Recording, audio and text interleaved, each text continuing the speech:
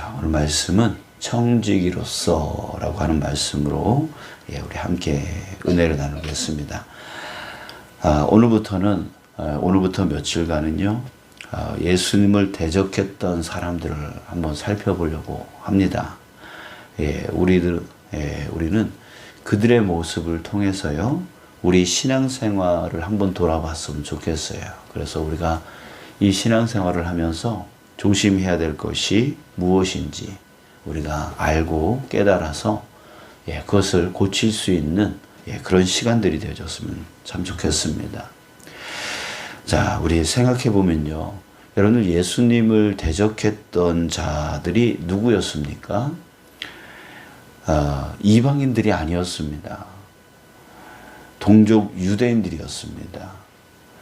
그들은 메시아에 대해서 잘 알고 있었던 사람들이고요, 메시아를 오매불망 기다리고 있었던 사람들이었어요. 특히 누구보다도 하나님의 말씀을 잘 알고 메시아를 연구했던 종교 지도자들, 이 사람들은 메시아가 어떤 모습으로 오는지 성경에서 분명히 연구해서 알고 있었기 때문에 그 메시아가 어떻게 올 것인가 잘 알고 있었던 사람이었어요. 근데 이 종교 지도자들이 오히려 더 크게 예수님을 대적했습니다. 자, 여러분 이상하지 않아요? 오히려 메시아를 먼저 알아보고 또 그 메시아를 사람들한테 가르쳐 줘야 되는 이 예수가 바로 그 메시아의 모습과 일치된다. 그러니까 이 예수가 메시아다라고 가르쳐 줘야 될 사람들이 오히려 예수님을 대적하고 예수님을 잡아서 죽였단 말이에요. 자, 여러분, 현 시대의 교회를 한번 생각해 보세요. 현 시대의 교회의 위기는 사실 교회 외부에서의 핍박이 아닙니다. 교회 외부에서 교회를 핍박하기 때문에 교회가 위기에 봉착하는 게 아니라, 이 코로나 시대를 겪으면서 우리가 겪었지만 오히려 교회 외부에서의 핍박이 있으면 있을수록 교회는 오히려 단합을 합니다. 그리고 부흥의 길로 가죠. 이 역사적으로도 봐도 그렇습니다. 외부 압력이, 외부 핍박이 많으면 많을수록 오히려 더 부흥했던 종교가 바로 기독교였습니다. 초대교회도 역시 마찬가지였고, 그 이후에 계속해서 로마의 그 핍박을 받으면서 계속 교회는 부흥했어요. 그리고 그 외에도 역사 속에서 우리는 볼 수가 있어요. 자, 그러면 현 시대의 교회의 진짜 위기는 무엇 때문입니까? 교회 내부에서의 갈등 문제입니다. 서로 싸우고 다투고 대적하고, 이게 바로 교회의 가장 큰 위기인 거예요. 한 교회 식구로서 서로 합력하고 또 서로 사랑해야 되는 게 마땅한데요, 이 목사와 장로가, 또 교회 지도자와 또 성도들이, 또 성도와 성도 간에 서로 대적하고 갈라지고 다투는 그런 일들이 비일비재하게 일어나고 있다라고 하는 거예요. 자, 그래서 교회가 싸우고 또 갈라지고, 그러면서 세상 사람들의 지탄의 대상이 되어지고 조롱의 대상이 되어지고 있다는 얘기죠. 자, 왜 그럴까요? 자, 이것은 예수님 당시의 종교 지도자들이 메시아이신 예수님을 대적했던 이유와 같습니다. 자, 그렇기 때문에 예수님을 대적했던 사람들을 우리가 살펴봄으로써 우리가 이 신앙생활 하면서 조심해야 될 것, 그것이 무엇인가, 이것을 우리가 알 필요가 있는 것이죠. 자, 오늘 본문 말씀을 보겠습니다. 자, 본문에 대제사장들과 백성들의 장로들이 나옵니다. 자, 이들이 지금 대제사장 가야바의 관정에 모였다라고 했어요. 자, 이건 뭘 말하냐면 이들이 지금 비공식적으로 모였다라고 하는 얘기입니다. 근데 비공식적으로 어떤 모임을 하고 있냐면 사내들인 공의회라고 하는 그 공의회가 모인 것을 말해주고 있는 거예요. 이 뭔가 긴급하게 회의할 때 임시 회의를 하잖아요. 그래서 지금 이곳이 지금 산헤드린 공의회 임시회의를 하고 있는 것을 보여주고 있습니다. 자, 그런데 산헤드린 공의회라고 하는 것이 무엇일까요? 자, 산헤드린 공의회는 총 72명으로 구성되어 있습니다.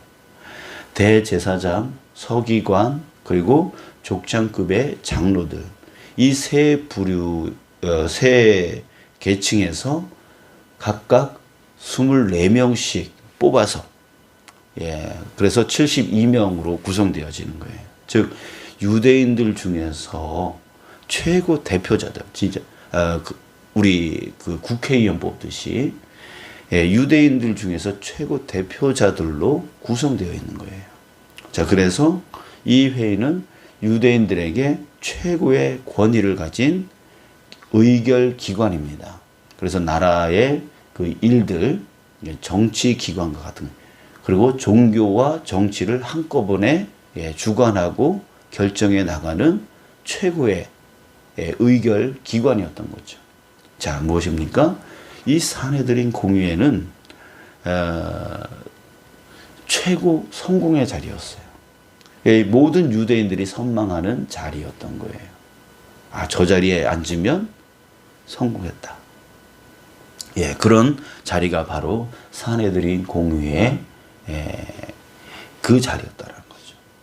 자, 이들이 예수님을 대적했습니다. 예수님을 잡아 죽이려고 합니다. 자, 왜 그럴까요? 뻔하죠. 본인들이 유대인들의 최고 의결 기관으로서 이스라엘을 다스려 나가려 하는데 예수라는 사람이 나타난 거예요.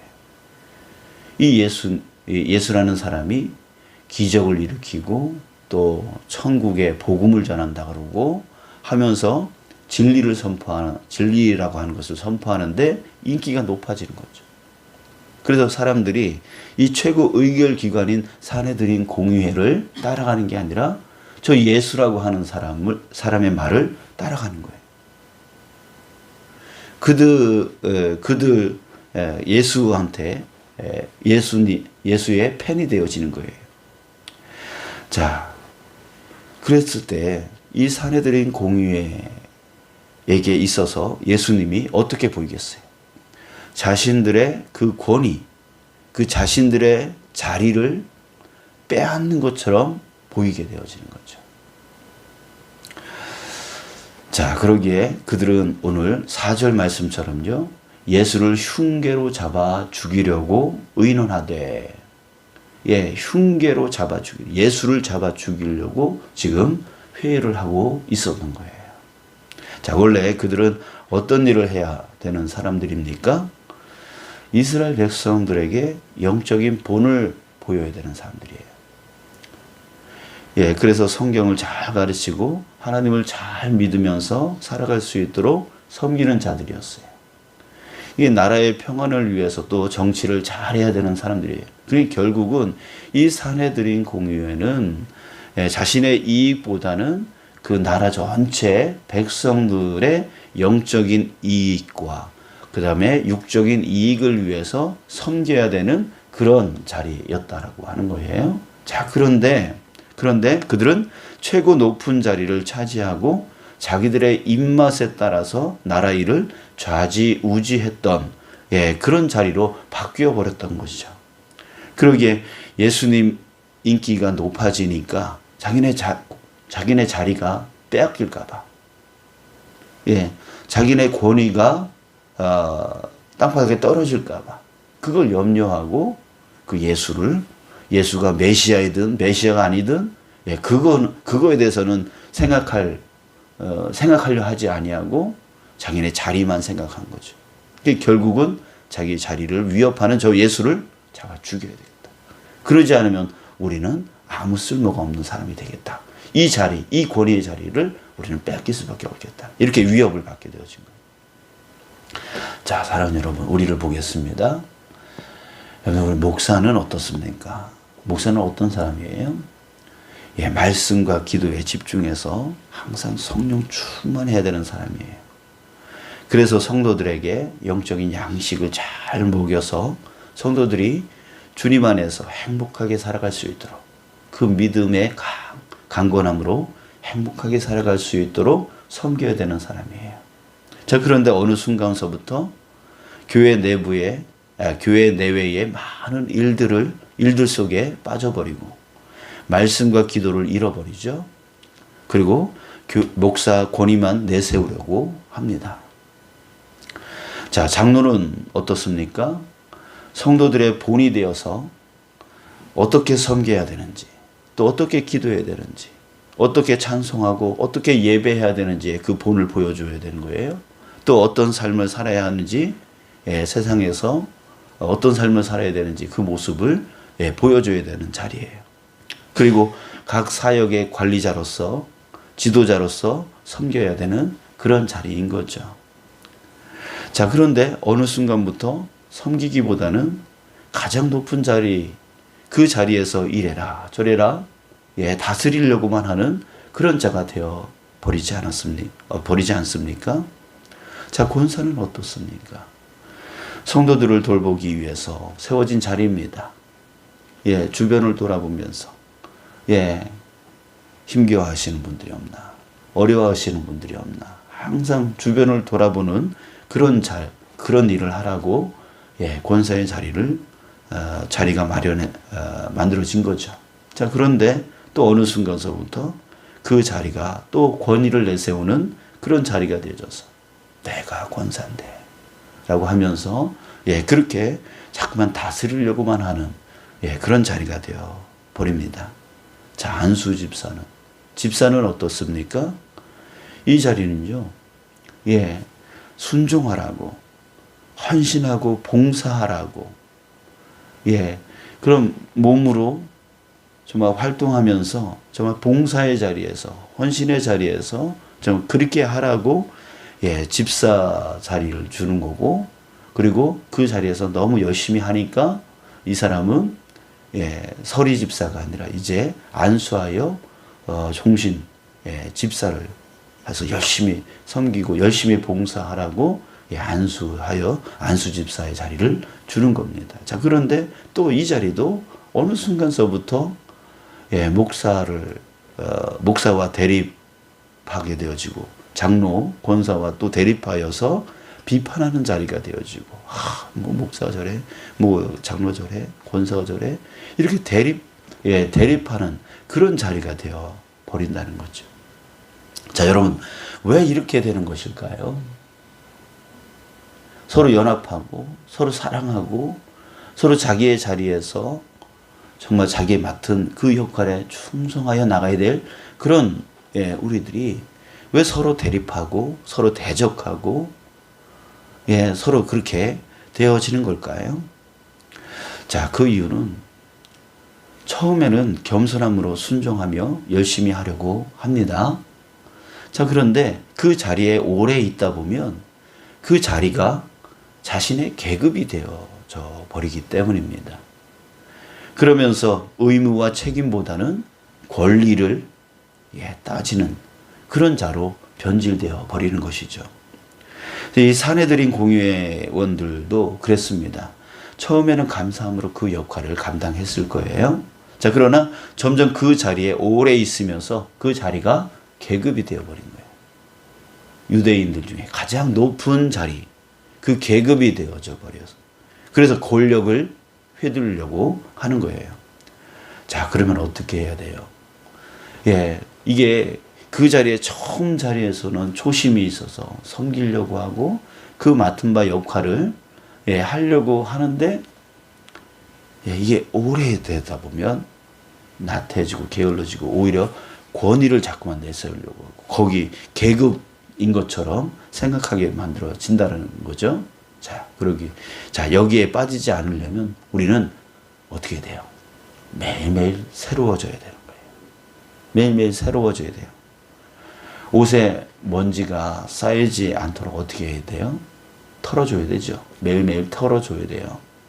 자, 그런 것처럼 우리 안에 이 교만이 쌓이지 않도록, 이 권위의식이 쌓이지 않도록 매일매일 털어줘야 된다는 거죠. 자, 어떻게 털어줘야 됩니까? 그 방법은 한 가지 방법밖에 없어요. 깊은 말씀의 묵상을 통해서 하나님의 뜻을 깨달아야 되는 거예요. 나 자신이 이 자리가 내 자리가 아니라 하나님이 나에게 맡겨주신 자리다. 이 일을 감당하라고 나에게 맡겨주신 자리다. 라고 하는 것을 우리는 하나님 말씀을 묵상하면서 깨달아야 되는 거죠. 또 깊은 기도를 통해서 하나님과 소통하고 하나님과 친밀해져야 됩니다. 이 말씀과 기도를 통해서 우리는 끊임없이 새로워져야 됩니다. 내 안에 먼지가 묻어있는 것들 털어내는 작업들을 해야 돼요. 그것이 쌓이지 않도록 털어내야 돼요. 항상 교만이 쌓이지 않도록, 자만이 쌓이지 않도록, 항상 말씀 앞에서, 기도 앞에서 우리 자신의 그것들을 털어낼 수 있어야 돼요. 그래서 매일매일 새로운 모습으로 낮아지는 자의 모습이 되어져야 된다라고 하는 것이죠. 말씀을 듣지 않는 자는요, 기도가 소홀해지는 자는요, 반드시 교만해집니다. 반드시 권위주의 속에 빠지게 되어져요. 왜요?